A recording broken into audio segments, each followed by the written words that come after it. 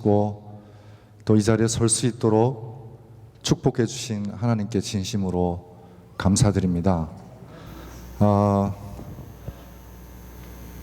사실 저는 선교사라기보다는 중국 현지에서 태어나고 또 현지에서 자라고 또 현지에서 목회하고 있는 목회자입니다.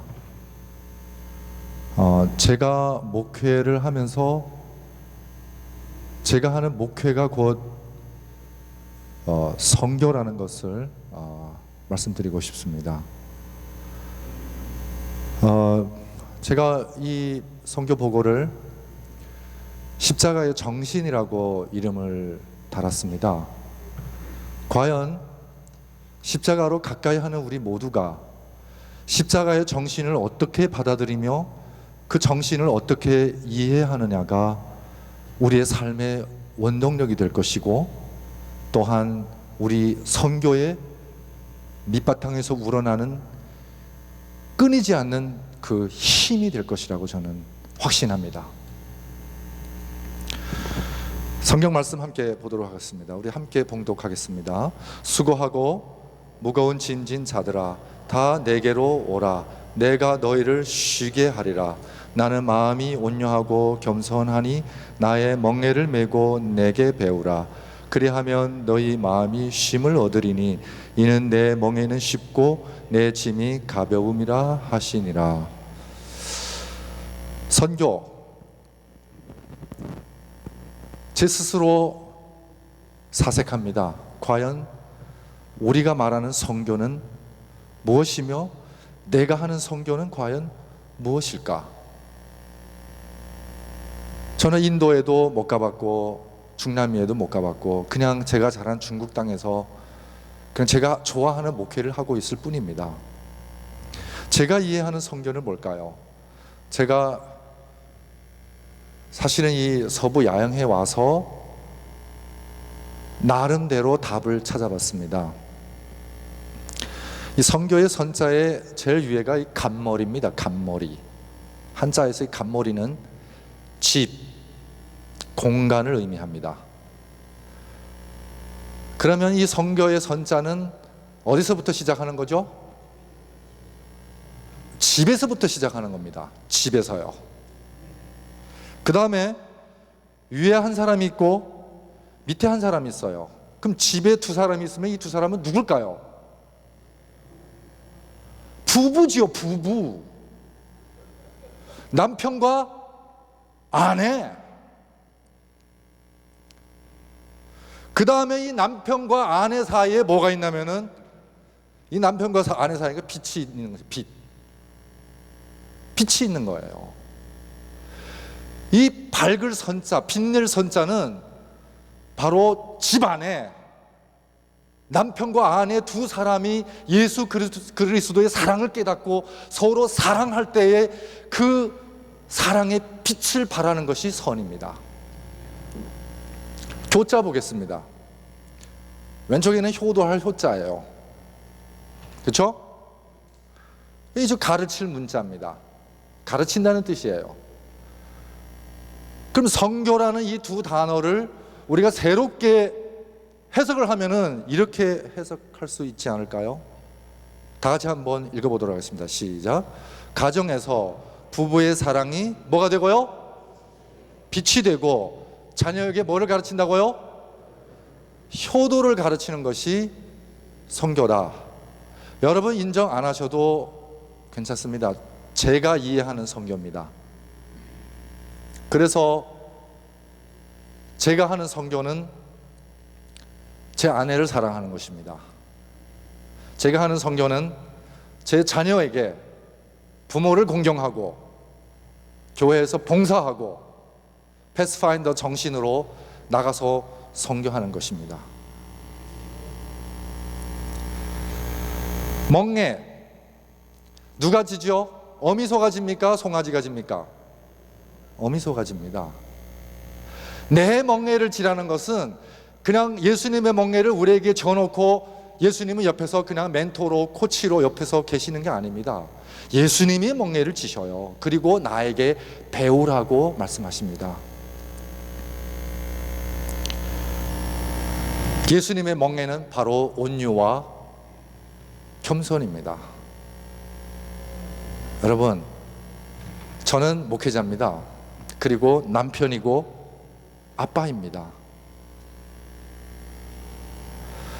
바깥으로 나가서 선교하기 전에 내 안에, 내 삶 속에, 내 가정에 정말 나가서 하나님의 사랑과 하나님을 믿음으로 내가 얼마나 행복하게 사는지를 내가 떳떳하게 외칠 수 있는지를 그 외치기 전에 먼저 내 아내를 살펴야 한다는 것을 깨닫습니다. 그래서 내 아내를 살핀다는 것은 바로 내 아내를 살피는 거예요. 그래서 우리말에 아내라는 말하고 아내라는 말하고 통합니다. 중국 사람들이 아내를 내이런이라고 표현합니다. 속사람.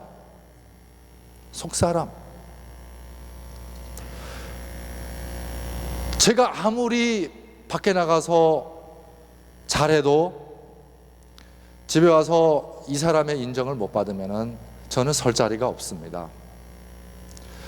밖에서 제가 아무리 못나도 집에 들어와서 나의 안사람이, 나의 아내가 나를 안아주고 위로해주고 인정해주면 저는 그나마 설 자리가 있는 사람입니다.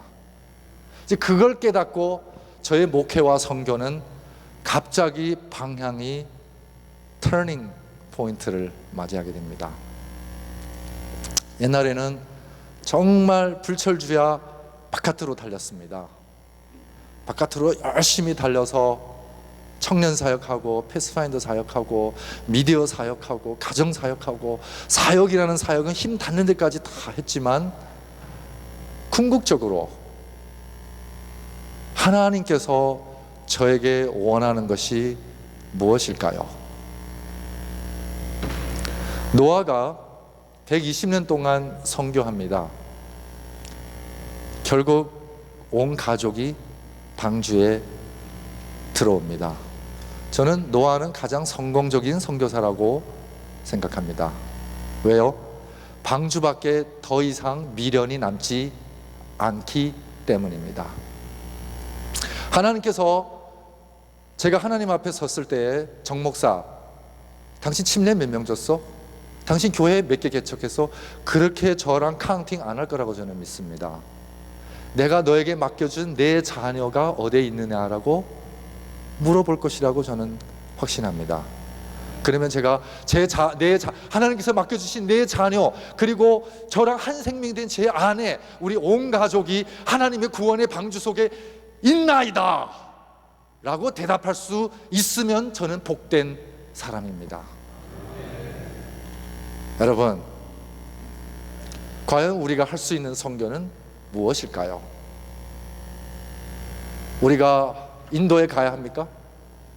인도에 여러분 안 가셔도 돼요. 우리 선교사님이 가셨어요. 제가 어제 굉장히 감동 입었어요. 정말 감동 입었어요. 하나님께서 헌신하는 한 사람을 택하셔서 하나님이 원하시는 일을 이루십니다. 여러분, 모세 몇 살 사셨죠? 우리 장로님, 모세 몇 살 사셨죠? 120년 사셨죠? 그러면 모세의 인생이 대개 40세입니다. 세 단계입니다. 제가 약간 좀 이해 안 되는 부분이 있었어요. 그건 뭐냐면 애굽에서, 그것도 왕자로서, 왕위 계승 1순위로서, 그리고 가장 젊고 에너지가 넘치는 그때에 왜 하나님은 모세를 쓰지 않으셨을까? 그리고 광야에서 그 모든 세상에서 정말 애써 갖춘 모든 에너지와 모든 스펙을 다 빼시고 또 빼시고 다 빼신 다음에 이제는 노티가 나는 이 늙은이 모세를 들었으실까요? 이해가 안 됐습니다. 젊은 모세를 바로로 세우면 훨씬 이스라엘 백성을 인도하고 구원하는 일에 힘이 되지 않을까요? 그렇게 하면 백성들은 다시는 하나님을 찾지 않습니다. 바로 된 모세를 찾죠. 그래서 제가 거기서 문득 답을 얻었습니다. 그 답은 바로 하나님은 능력 있는 사람을 찾지 않습니다. 왜냐? 하나님이 능력이시기 때문입니다. 근데 우리는 저 능력 없어서 못합니다. 아니면 제가 능력 있으니 저 말고 누가 하겠습니까? 근데 하나님은 모세의 모든 그런 능력을 다 빼고 발에 신은 신발까지 벗게 하시고 손에 든 지팡이까지 버리게 하십니다.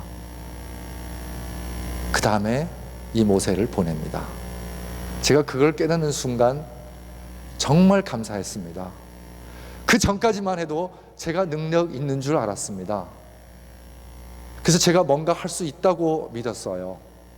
그래서 고민하고 기획하고 뜻대로 안 되면은 불평하고 힘들어하고 했었는데, 하나님께서 능력 있는 사람을 찾지 아니하시고 하나님의 능력을 나타낼 수 있는 사람을 찾고 계신다는 것을 깨닫습니다. 그런 사람이 되고 싶었습니다. 이 두 가지가 제 목회와 선교의 철학이 됐습니다. 제 선교는 가정에서 빛이 되고 자녀에게 하나님을 가르치고, 그리고 정말 내가 하는 것이 아니라 하나님의 능력을 나타낼 수 있는 사람이 되자. 그런 사람이 되려면 온유하고 겸손해야 합니다. 그게 예수님의 몽예인 것입니다.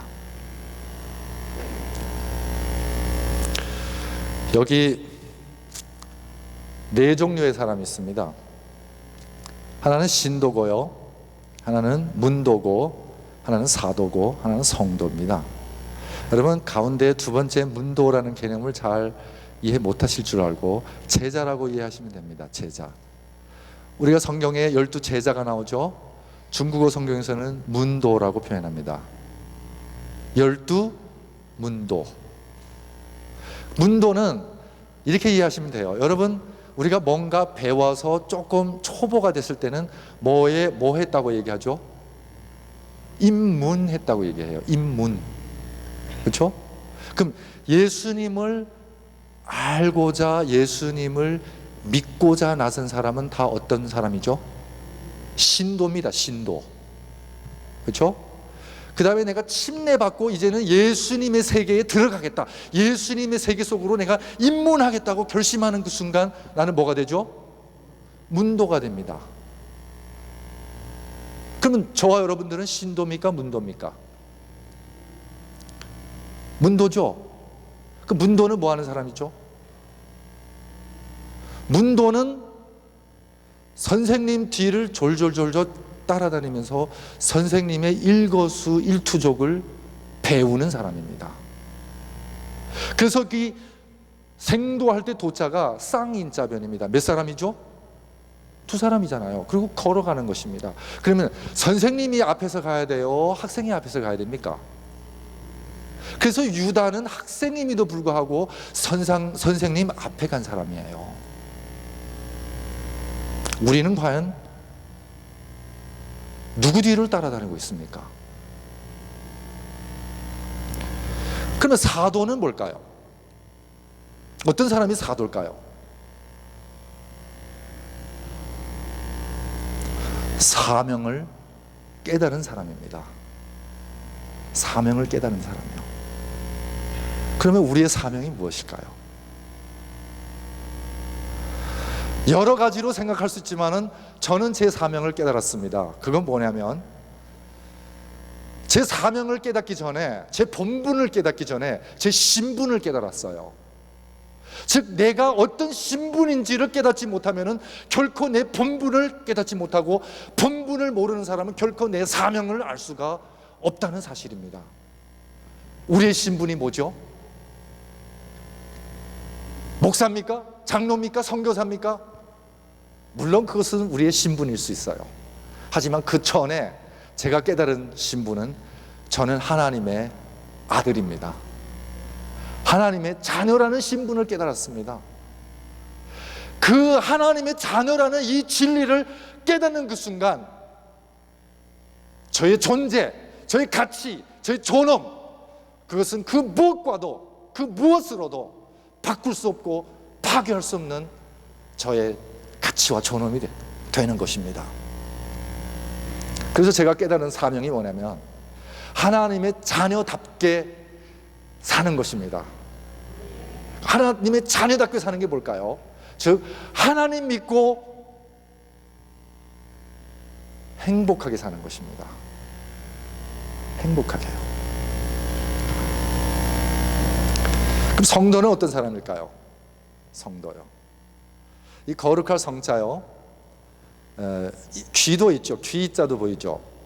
입구자도 보이죠. 옛날에 중국 사람들이 이 한자를 만들 때에 이 거룩할 성자는 뚫림이라고 표현해요. 뚫림, 통할 통자, 뚫림이에요. 즉 귀도 뚫리고 눈도 뚫린 사람이에요. 즉 하나님과 늘 교통하는 사람입니다. 성경에 그런 사람이 있어요. 바로 누구죠? 에녹입니다. 에녹. 자, 이렇게 한번 정리해 보겠습니다. 신도는 하나님을 믿는 사람입니다. 그런 의미에서 우리는 다 신도입니까?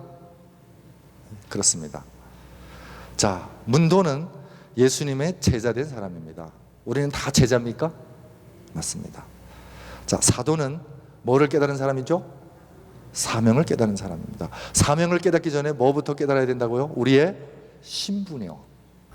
예수님께서 십자가에 달리시면서 우리가 진정으로 깨닫기를 원하는 진리가 있습니다. 예수님이 자기 죽음까지 불사하고 우리를 깨닫게 하기 위해서 기꺼이 십자가를 지시는데, 그것은 바로 우리가 아무리 죄인이라 할지라도 우리는 하나님의 자녀라는 진리를 깨닫게 하신 것입니다. 그 다음에 성도는 성령 충만, 누구를 닮은 사람이라고요? 예수님을 닮은 사람. 자, 이제 우리가 스스로 한번 저부터 생각해 봅니다. 나는 무슨 도죠? 네?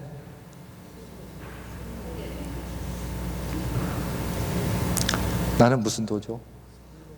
성도요? 아멘. 아멘. 성도라는 호칭은 정말 축복입니다. 성도라고 불리우는 사람은 정말 축복입니다. 우리는 20년, 30년 침례받고도 신도의 삶을 살고 있는 것인지도 모릅니다. 제가 중국에서 태어나서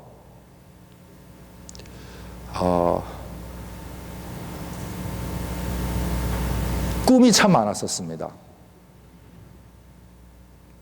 저도 법학을 졸업하고 변호사가 되고 싶었어요. 제가 조선족이지만 중국말을 중국 사람보다 더 잘합니다. 그리고 중국 사람도 모르는 중국 고전을 제가 더 많이 공부했어요. 그래서 항상 자부심을 가지고 그렇게 살았습니다. 근데 하나님께서 항상 저의 계획과 저의 어떤 발걸음을 요소마다 바꿔주셨어요. 제가 원래 장로교회 다녔는데 장로교회 다니면서 늘 풀리지 않은 세 가지 의문이 있었어요. 첫 번째는 사람이 죽어서 영혼이 천당 가면 내가 살아있을 이유가 무엇일까? 지금 예수 믿고 죽으면 천당 갈 건데요. 이게 첫 번째 의문이었고, 두 번째는 저희 아버지는 공산당원입니다. 자녀들이 교회 가는 것을 정말 극구 반대하셨습니다. 그러면 교회의 가르침대로 저희 아버지는 지옥 가야 마땅합니다. 그렇죠? 근데 지옥에서 우리 아버지가 아들아, 아이고 목마르다, 물 좀 가져다 다오 하는 그런 고통의 모습을 보고 내가 과연 하늘나라에서 그 고통을 바라보면서 즐거워할 수 있을까요? 그때 젊은, 지금도 늙진 않았지만 그때 어린 나이에 고민이었습니다. 그 다음에 또 하나 풀리지 않은 의문이 뭐였냐면은, 만약 예수님이 이 땅에 오셔서 정말 죄의 권세를 이기셨다면 과연 영원한 천당과 영원한 지옥 이렇게 만들어 놓으셨을까? 만약 누군가가 지옥 가서 영생하고자 한다면 우리가 어떻게 말릴 거예요? 정말 예수님이 십자가에서 기꺼이 이루어 놓으신 게 이 천당과 지옥의 영원한 대립뿐일까? 이제 이런 고민을 안고 꾸역꾸역 교회를 다니고 있었는데 우연치 않게 기차에서 유영길 목사님을 만납니다. 저는 그분이 목사인 줄도 몰랐어요. 그래서 기차에서 이 세 가지 질문을 그분한테 던졌습니다. 그랬더니 이분이 조용한 데 한번 찾아보라 그래가지고 특실에 들어가서 4시간 동안 다니엘서 요한계시록을 저한테 가르쳐 주시는 겁니다. 제가 그때 안식일을 깨달은 건 아닙니다. 하지만 분명히 깨달은 것은 재림신앙입니다. 재림신앙. 성경은 이렇게 가르치고 있구나. 그래서 이분한테 제가 자진했습니다. 선생님 어디 가십니까? 선생님 가시는 데는 제가 다 쫓아다니겠습니다. 그래서 졸졸 성경 가방, 무거운 가방 들고 그분 쫓아다닌 게 나중에 생각해 보니까 그게 하나님께서 저를 인도해 주신 하나의 터닝 포인트였습니다. 뒤늦게 깨닫더라고요, 다. 그 당시는 모릅니다, 우리는. 그래서 한국에서 삼육신학 공부를 하고 이제 중국에 돌아왔습니다. 돌아와서 중국인 교회에서 목회를 시작하게 됩니다. 근데 교회에 들어가 보니까 한 80명 모이는 작은 교회인데 전부 노인들입니다. 젊은 사람들이 안 보입니다. 그래서 한 6개월간 열심히 전도하고 설교하니까 청년들이 5명 보이더라고요. 그래서 5명을 모아놓고 오늘부로 우리 교회 청년회가 조직됩니다. 그리고 청년들 데리고 열심히 전도하고 봉사하고 했더니 한 3개월 뒤에 40명으로 성장하더라고요. 그래서 이 청년들 데리고 대학생 선교하고 열심히 하니까 그 소문이 퍼지기 시작해서 2010년 이 사진 굉장히 역사의 한 페이지에 남을 사진입니다. 중국은 SDA 교우가 한 40만 됩니다. 크고 작은 교회 예배소 다 합치면 2,000곳이 됩니다. 근데 중국 교회는 아직 조직이 안 되어가지고 어떤 조직 형태를 가지고 있냐면은 당회장 중심의 합회 구조입니다. 예를 들어서 제가 어떤 큰 모교회의 당회장이면은 제가 합회장 역할을 하는 것입니다. 그래서 제가 개척한 여러 그 밑에 교회에 전도인 파송하고 목회자 파송하고 월급 주고 그 일을 당회장이 합니다. 그 당회장은 평생직입니다. 그러면 이렇게 중국의 한 당회장격의 그런 목회자들이 한 40명 됩니다. 그러면 교구가 합회격의 교구가 한 40개 된다는 얘기죠. 근데 그런 교구와 교구 사이에 서로 잘 왕래를 안 합니다. 그냥 이거는 내 영역이고 나의 만달이고 그러니까 서로 이렇게 타치를 안 하는 거죠. 그러니까 그 누구도 전국 교회를 순회하면서 이 모든 교구들을 이렇게 하나로 실로 꿰는 역할을 해줄 수가 없었어요. 근데 이 중국 무석교회인데 여기 교회에서 초청이 온 거예요. 정 목사, 우리 청년 지도자 영성 수련 프로그램 좀 해주십시오. 그래서 갔어요. 한 7, 80명 모였습니다. 사진 찍은 사람은 한 7, 80명, 한 100명 정도 됩니다. 6개 성에서 모였어요. 미국으로 하면 6개 주에서 청년 지도자들이 모였습니다. 그래서 열심히 성경 가르치고 기도하고 진짜 영적 부흥을 뜨겁게 호소했죠. 그게 표시가 돼가지고 청년 사역이 일파만파로 번지기 시작합니다. 그러니까 A 교구에서 초청하고 나면요, 불이 났게 B 교구에서 연락 옵니다. 왜? 안 뒤지려고요. 그러면 제가 또 불이 났게 B 교구 달려갑니다. 그럼 B 교구 끝나면 또 C 교구에서 연락 옵니다. 그렇게 해서 2년 동안 열 몇 교구를 줄기차게 달립니다. 그래서 이거는 북부연합 장막부흥회입니다. 이것도 중국에서 처음으로 이루어지는 청년 지도자 연합 장막부흥회입니다. 요거는 이제 복건성 교구에서 청년 지도자 영성 훈련 프로그램입니다. 그래서 이렇게 한 1년 반 동안 다니고 나니까 저도 모르는 사이에 저를 중심으로 교구 청년 지도자들과 청년 사역이 네트워킹이 형성되는 겁니다. 그래서 하나님께서 저에게 용기를 주셔서 전국 청년 대회를 2011년 7월에 갖게 됩니다. 중국은 종교법상, 집회법상 이렇게 지역을 넘어서 종교 집회하는 것은 불법으로 이제 간주합니다. 그래서 많은 저를 아끼는 사람들이 이런 큰 집회 하지 말라고 말립니다. 그래서 제가 기도하면서 기왕이면은 북치고 장구치고 하자. 그래서 티셔츠 다 맞추고 로고 붙이고, 여러분 저 위에 2011년 전국 SDA 청년 지도자 대회 그 한자 보입니까? 간판도 걸어놓고 명찰 달고.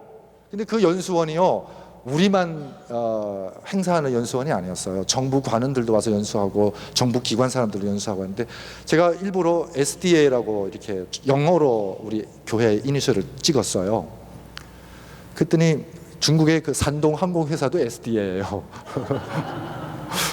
그 아침에 한 100몇 명이 쫙 주셔서 버페에서 아침 식사하는데 정부 관원들이 이렇게 우리를 보더니 당신네 산동 항공회사에서 나왔구만. 그리고 지나가는 거예요. 그래서 이 대회가 정말 중국 청년 사역에 큰 획을 긋는 사건이 됩니다. 지도자들이 뭐를 깨달았냐면은, 아, 우리도 연합할 수 있구나. 그걸 깨달았고요. 두 번째, 우리도 이렇게 큰 집회를 할 수 있구나라는 것을 중국에서 깨닫습니다. 그 다음에 이 사진도 되게 역사에 남을 사진입니다. 그 집회를 딱 마치고 나니까 남경 교구에서 연락이 옵니다. 뭐냐면 남경 항공대학에서 인문학 학장님이 일요일 교인인데요, 정 목사를 초청해서 대학생들을 상대로 캠퍼스 안에서 집회를 해달라는 거예요. 이건 중국에서는 상상도 못할 일입니다. 갔죠. 그랬더니 교회에 청소년들도 있고 대학생들도 있고, 그래서 일주일 동안 캠퍼스 안에서 집회합니다. 근데 마지막 날 아닐새나 어떻게 소문이 흐르는지 공안들이 들이닥치더라고요. 그래서 제가 칠판에 딱 서서 사실 벌써 감시하고 있었어요. 제가 강대상에 서기만을 기다리고 있는 거예요.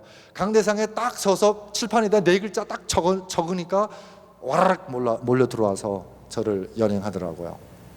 그래서 갔더니 뭐 신분 조회하고 뭐 그러는데 학장님이 막 헐레벌떡 쫓아오더라고요. 그러면서 학장님이 그 공안들한테 이 일은 이 사람하고 상관없는 일이고 내 책임이다 그러면서 저를 빼고 자기가 다 감당하더라고요. 근데 뭐 학장님을 뭐 어떻게 하겠어요? 그분 워낙 중국에서 유명한 학자라 뭐 그냥 유야무야 끝납니다. 계속 이어집니다. 복건성, 광동성, 상해 화동지구, 강소성, 이거는 제3차 전국 청년대회입니다. 대만까지 이어집니다. 이거는 작년에 있었던 제4차 전국 청년대회입니다. 그래서 제가 정말 놀라운 것은, 사실은 조선족이 중국에서는 마이너리티입니다. 그리고 이 기라성 같은 당회장들 앞에서 저는 초짜입니다. 근데 하나님께서 제가 정말 하나님께서 유능한 사람을, 능력 있는 자를 찾지 아니하시고 하나님의 능력을 드러낼 수 있는 사람을 찾고 있다는 사실을 깨닫는 그 순간 하나님께서 저를 줄기차게 쓰고 계신다는 사실을 깨달았습니다. 그래서 행복합니다. 정말 행복합니다. 청년들이 뜨거워지고 청년 사역이 정말 걷잡을 수 없는 불길로 정말 전 중국을 불태울 때 저는 정말 행복합니다. 그래서 선교는 행복한 사람이 하는 일이라고 믿습니다. 얼마나 행복하고 얼마나 좋은지 이제는 누가 말려도 못 말립니다. 왜요? 내가 행복하려고요. 내가 더 행복해지려고요. 그래서 가끔요, 저희 아이들 데리고 밖에 나갑니다. 그냥 나들입니다. 근데 그냥 나들이도 이제는 선교 나들이가 됩니다. 어떻게 되냐면은 아이들 패스파인더 제복을 입고 나갑니다. 그러면 사람들이 막 그 제복 입고 나가면은 혹시 공안한테 이렇게 걸리는 거 아니냐고. 걸리긴 왜 걸래? 저기 뭐 요즘 아이들 그 코스프레이 많이 하잖아요. 그 카툰 인물 분장하고 거리에 다니잖아요. 그래서 누가 물으면 우리도 코스프레이 한다 그러면 되지 않겠습니까? 그래서 아이들 데리고 나가서 그 야외 광장에, 쇼핑몰 앞에 광장에 무대에 있으면은 아이들한테 미션을 줍니다. 너네 아이스크림 먹고 싶냐? 먹고 싶대요. 그럼 올라가서 노래 불러서 30명 모이면은 미션 컴플릿. 그러면 아이스크림 사준다. 그럼 그 아이스크림 먹기 위해서 애들이 뭐 부끄러운 것도 없어요. 올라가가지고 율동하고 노래 막 신나게 부릅니다. 그러면은 한 30명 진짜 모여요. 그럼 사람들이 막 박수 쳐주고 같이 인증샷 찍고 사진 찍고 막 난리 납니다. 그러면 물어봐요, 우리한테. 당신 이건 무슨 제복이냐, 뭐 하는 사람이냐. 그러면 우리는 교회이고 우리는 패스파인더고. 이게 제가 이해하는 선교입니다. 그냥 이런 겁니다. 제가 청년들을 훈련시켜서 전국을 전도 여행을 보냅니다. 그 전도단이 153 전도단입니다. 예수님께서 그물을 던져서 건져 올렸을 때 물고기가 몇 마리 잡히죠? 여러분, 상식으로 우리가 생각했을 때 어느 어부가 앉아서 고기 셀까요? 한시라도 싱싱할 때 빨리 파는 게 어부의 생각이죠. 근데 왜 분명히 예수님께서 몇 마리인지 한번 세봐라 시켰기 때문에 어부들이 앉아서 센 거예요. 그러니까 153이라는 숫자가 성경에 기록된 것은 분명 메시지가 있는 것입니다. 히브리어는 알파벳의 숫자가 대응됩니다. 그래서 다윗이라는 이름의 알파벳에 대응된 숫자의 합이 14입니다. 그래서 마태가 다윗의 족보를 기록할 때 14대 14대 14대 기록합니다. 왜 그러냐면은 마태는 유대인에게 예수님이 다윗의 후손이라는 것을 강조하는 것입니다. 그러면 우리는 잘 모르지만은 유대 신학 그 학자 중에 수리파가 있어요. 수리파. 즉 히브리 성경은 전부 디지털화할 수 있는 성경입니다. 그래서 숫자 나열을 딱 했을 때에 하나라도 틀리면은 어디 필사가 틀린 겁니다. 이제 그 작업을 하는 학파들이 있어요. 그러면 153이라는 숫자는 뭐냐면 히브리어로 하나님의 아들들이라는 히브리어의 상대 대응되는 알파벳의 숫자의 합입니다. 153이요. 그래서 베드로가 그 고기를 낚지만은 예수님은 그에게 전하는 메시지가 뭐냐면 네가 어부가 되든 광부가 되든 목수가 되든 잊지 말아라 이 사실을. 너는 하나님의 아들이다. 그것이 우리의 존엄이고 그것이 우리의 가치이고 그것이 우리의 자랑인 것입니다. 선교는 바로 나가서 나는 하나님의 자녀다. 그래서 나는 이렇게 행복하다. 돈도 없고 가진 것 없고 배운 것 없지만 I'm so happy. 그걸 보여주는 겁니다. 선교는 결코 물론 희생도 해야 되지만 이렇게 쓰라리고 고생되고 그런 선교도 필요해요. 하지만 제가 이해하는 선교는 일단 제 아내를 행복하게 하는 겁니다. 그리고 제 자녀를 행복하게 하는 겁니다. 그래서 그 행복이 철철철철 넘쳐서 그 행복을 주체 못해서 너희들도 하나님 믿으면 우리처럼 행복해질 수 있단다. 그걸 얘기해 주고 싶어요. 이거는 강소성 청년대회입니다. 여러분, 스케일이 다르죠? 2012년에 제가 청년사역 1차 대회를 딱 마치고 청년사역을 더 높은 고지로 이끌려면은 청년들에게 사명을 심어줘야겠다는 생각이 들었습니다. 그러면 이 청년들에게 어떤 사명을 부여하며 어떤 사람으로 훈련시켜야 되느냐. 그래서 하나님께서 저에게 주신 영감이 바로 패스파인더 사역입니다. 청년들을 패스파인더 교관으로 훈련시켜서 그들이 교회에서 청소년들을 가르치고 훈육할 수 있도록 훈련시키는 일입니다. 그래서 200명을 데리고 2012년에 삼육대학교 부가테지회 캠포리에 참석하게 됩니다. 이 속에 에피소드가 있어요. 지금 한참 전국 청년 지도자들을 이렇게 모아서 이 행사에 참석하려고 준비 중인데 중국 당국에서 저를 부릅니다. 이제 소위 그 안정국이라고 합니다. 불러서 왜 데리고 나가느냐, 가서 뭐 할 거냐 조사를 합니다. 그래서 제가 되리 질문을 했어요. 왜 우리가 나가는 걸 두려워하십니까? 당신 뭐가 두렵냐고. 그리고 자기네가 두려워하는 거 아니래요. 이거는 중국 종교 정책에 어긋나는 일이라 우리가 제지하러 왔다는 거예요. 그래서 당신 생각을 한번 바꿔 생각해 보십시오. 제가 이 청년들을 데리고 나가면 외국에 있는 분들이 중국 청년들을 봐야 당신의 공산당의 종교 정책이 얼마나 훌륭한지를 알게 될 거 아닙니까? 그렇죠. 그리고 당신네들이 우리가 외국 사람들한테 이런 종교적인 영향을 받을까 봐 두려워하는데 우리도 이제는 나가서 그 사람들 좀 영향 주고 올게요. 그랬더니 이분이 하는 얘기가 우리가 가서 좀 의논하고 답 줄 테니까 우리가 허락하기 전까지는 꼼짝하지 말고 기다리세요 하고 간 거예요. 갈 날짜는 임박해 오는데 답이 없는 거예요.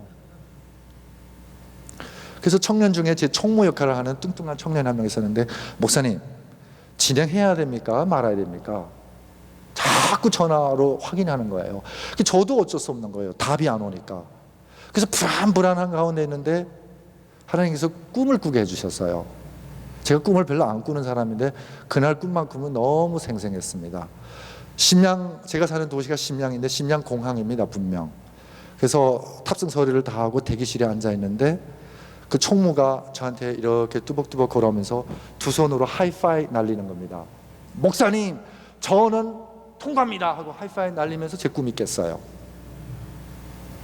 그 꿈을 꾸고 나서 아침에 밥 먹으면서 문득 음성이 들려요. 그게 무슨 음성이냐면, 야 성철아, 걔네들이 너 가라고 오케이 하겠냐? 답 없는 건 묵인이야. 대답 없는 것은 가라고 묵인해 준 거야. 그 음성이 문득 들리더라고요. 그래서 바로 전화기 들어가서 야 추진해. 우리가 한 발자국 내딜 수 있으면은 절대 그 한 발자국을 물러서지 않겠다. 공항에서 다 저지 당할지라도 우리 갈 수 있는 데까지 가보자. 그 비자를 내고 항공권을 다 샀어요. 그래서 200명이 세 곳으로 나눠서 북경, 상해, 심양 세 팀으로 나눠서 출국 서류를 밟는데 심양공항에 저희들이 한 40-50명 모였어요. 그래서 같이 기도하고 제가 제일 앞장서서 통과하고 그 다음에 줄 서서 하나하나씩 통과합니다. 통과 다 하고 저는 그 꿈을 잊어버렸어요. 한 달 전의 일이니까. 근데 앉아서 무심코 있는데 그 청년이 다가오면서 저한테 하이파이 날리는 거예요. 그러면서 하는 얘기가 목사님, 북경 상해까지 저는 통과합니다. 그때 그 꿈이 생각나는 겁니다. 제가 믿음이 없으니까 하나님께서 꿈을 통해서라도 믿음을 주십니다. 제가 능력 없으면요, 하나님께서 능력이 되어 주십니다. 제가 비전이 안 보일 때 하나님께서 비전을 보여주십니다. 그런 하나님 저는 사랑합니다. 그래서 돌아와서 2013년부터 또 교구마다 청년 지도자를 불러 모아서 패스파인더 지도자 교육을 시작합니다. 이 사진도 중국에서 최초로 이루어지는 패스파인더 지도자 교육입니다. 또 이어집니다. 광동성 지도자 교육입니다. 또 이어집니다. 북경교구 지도자 교육입니다. 또 이어집니다. 얼마 전에 있었던 강서성 지도자 교육입니다. 그래서 불과 짧은 2년 안 되는 시간 동안 전국에 저희들이 한 300명의 청년을 패스파인더 지도자로 훈련시켰습니다. 그래서 지금 전국에 한 20개 교회에서 패스파인더 클럽이 조직되고 발대식을 갖게 되었습니다. 그 다음에 청년부에서 패스파인더 사역은 봉사고, 우리는 청년부의 모토가 뭐냐면은 중국 재림 청년은 선교와 봉사의 파이어니어다예요. 그러면 봉사는 패스파인더 사역을 통해서 청소년들을 봉사하지만은 선교는 그러면 뭐 할 거냐? 그래서 제가 청년부 모든 지도자들을 앉혀놓고 2020 100만 선교 운동을 우리 청년부에서 한번 해보자. 그래서 40만 성도를 2020년 때 되면은 100만 명으로 우리가 한번 선교해보자. 그래서 그 일환으로 153 청년 전도단을 훈련해서 여기서 심양에서 훈련받고 출발하는 장면입니다. 그래서 이 청년들이 7개월 동안 13개 성 40개 교회에서 44회의 전도회를 갖게 됩니다. 그리고 평신도들을 이끌고 생활 속의 전도사가 되자 하는 모토로 평신도 선교 훈련을 지역교회에서 하게 됩니다. 이번에 2기 153 전도단입니다. 제가 훈련시킬 때에 이 청년들을 선교사 훈련과 아울러 패스파인더 기초 임원 훈련을 시켜서 전국 순회하면서 선교와 아울러 패스파인더 사역을 각 교회에 심어주는 미션을 그들에게 안겨주었습니다. 그래서 드디어 전국에 이 패스파인더 클럽이 모이기 시작합니다. 그래서 작년에 저희들이 중국 사상 최초로 패스파인더 캠포리를 갖게 됩니다. 그래서 13개 클럽에서 180명이 모여서 캠포리를 갖게 됩니다. 캠포리 장면입니다. 제 딸이 패스파인더 대원으로 침례 1호가 됩니다. 그래서 제가 오기 전에 연영성 전역에 있는 교회들이 패스파인더 사역을 하고 싶어 해요. 그래서 패스파인더 캠프를 한 560명이 모여서 마치고 이제 미국 이 야영회에 참석하게 됩니다. 여러분, 이렇게 보니까 중국이 참 자유로워졌죠? 저는 중국인으로서 중국 전역을 활보하고 있습니다. 그리고 하나님께서 저에게 너무 많은 행복 에너지를 주셨어요. 그래서 그 에너지를 주체 못해서 그냥 혼자서 동네방네 다 쫓아다닙니다. 근데 이렇게 자유로워 보이는 중국이 그 전에 제 가정입니다. 그래서 153 3기를 모집했는데요. 153 3기는 원래 우리 계획대로는 4가정을 모집해서 훈련시켜가지고 두 가정을 티벳하고 신강 위글에 보내기로 계획했습니다. 근데 제가 7개월 동안 전국에 모집했지만은 그곳으로 가고자 하는 가정이 선뜻 나서지가 않습니다. 그래서 제가 하나님께 기도하면서 그래, 그런 가정이 없으면 우리 가정이 나서야지. 그래서 내년 1년 동안 저희 온 가족이 패스파인더 제복 입고 전국 52개 교회를 순회하면서 1년 동안 각 교회에서 행복 가정 세미나를 전도회를 하게 됩니다. 그래서 2020 100만 선교는 바깥으로 선교하는 것도 중요하지만은 안으로 가족 사랑, 가족 구원, 그것으로 우리가 선교를 한번 해보자 하고 호소하기 위하여 준비하고 있습니다. 이렇게 자유로워 보이는 중국이, 제가 요즘 SNS에서 늘 이런 뉴스를 접합니다. 이 어르신이 십자가를 꼭 안고 계시죠.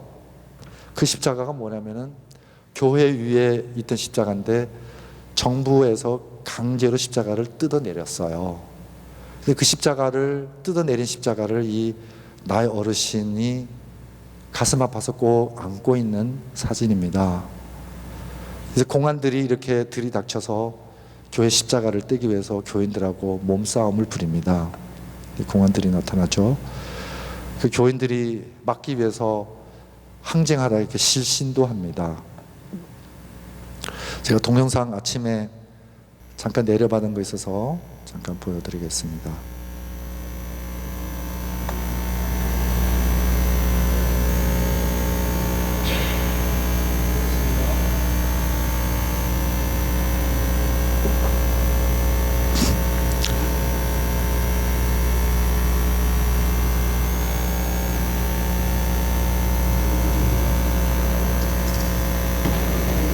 그게 어떻게 하죠? 잔인한 화면인데요. 지금 절강성이 중국에서 교회가 제일 많은 성입니다. 한 1000개 정도 됩니다. 천주교회, 일요일교회, 우리 안식일교회까지 합쳐서요. 근데 불과 1년도 안 되는 사이에 800개 교회의 십자가를 뗐어요. 그리고 오늘 아침 뉴스는 우리 SDA 교회의 목사님 량시환이라는 목사님이 아침에 그 십자가 띠러 온 사람을 교인들과 저지하다가 연행됐다는 소식입니다. 여러분, 한편으로는 정말 하나님의 능력과 성령의 뜨거운 역사가 이루어짐과 동시에 또 이런 사건들도 동시에 벌어지고 있는 땅이 중국 땅입니다. 제가 중국 땅에서 태어난 사람으로서 앞으로 이 중국을, 정말 23억 인구를 내 가슴에 안고 정말 이들을 위해서 어떻게 봉사할까, 이들을 위해서 하나님을 믿으면 얼마나 행복한지를 어떻게 보여줄까, 정말 자나깨나 그 고민입니다. 여러분, 이 땅을 위해서, 이 땅에 사는 백성들을 위해서 기도해 주십시오. 그리고 여러분이 살고 계시는 이 삶의 현장에서 행복하십시오. 그러면 우리의 사명을 다한 것입니다. 말씀 마치겠습니다.